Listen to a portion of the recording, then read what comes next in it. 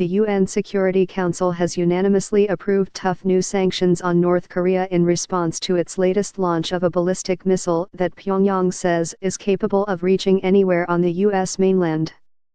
The new sanctions approved in the Council resolution include sharply lower limits on North Korea's oil imports, the return home of all North Koreans working overseas within 24 months, and a crackdown on ships smuggling banned items including coal and oil to and from the country. But the resolution doesn't include even harsher measures sought by the Trump administration that would ban all oil imports and freeze international assets of the government and its leader, Kim Jong-un. The resolution, drafted by the United States and negotiated with China, drew criticism from Russia for the short time the 13 other Council countries had to consider the text, and last-minute changes to the text. One of those changes was raising the deadline for North Korean workers to return home from 12 months to 24 months. The U.S. ambassador to the UN, Nikki Haley, said after the vote, "The unity this council has shown in leveling these unprecedented sanctions is a reflection of the international outrage at the Kim regime's actions."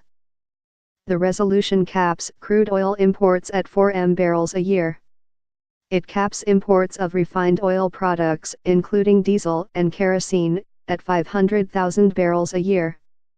This represents a nearly 90% ban on refined products, which are key to North Korea's economy, and a reduction from the 2 million barrels a year the Council authorized in September. The new sanctions also ban the export of food products, machinery, electrical equipment, earth and stones, wood and vessels from North Korea.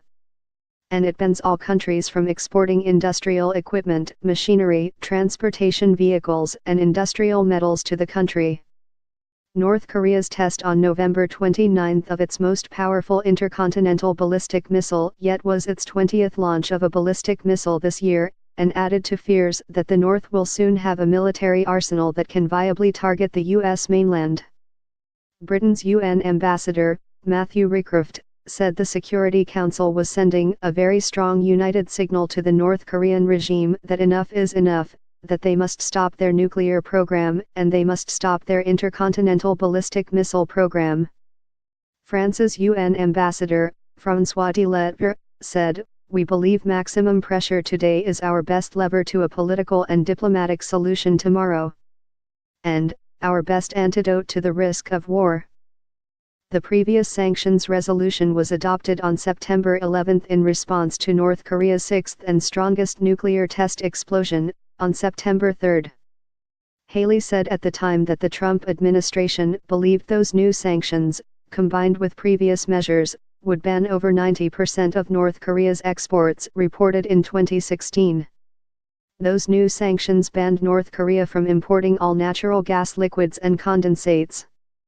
It also banned all textile exports and prohibited any country from authorizing new work permits for North Korean workers, two key sources of hard currency for the Northeast Asian country.